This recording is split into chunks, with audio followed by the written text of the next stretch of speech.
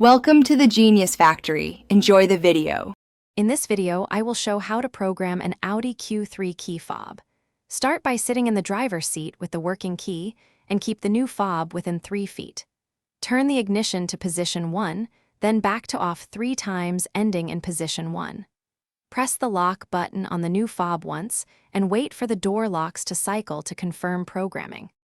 Begin with the working key in the ignition and the driver door open. Cycle the ignition on and off 3 times, ending in position 1 to activate programming mode.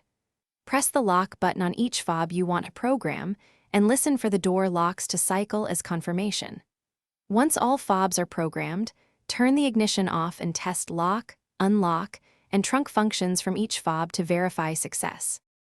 If programming fails, stay calm and try simple fixes first. Replace the fob battery and confirm the working key is recognized by the car. Repeat the ignition sequence more slowly and press the lock button firmly on the new fob.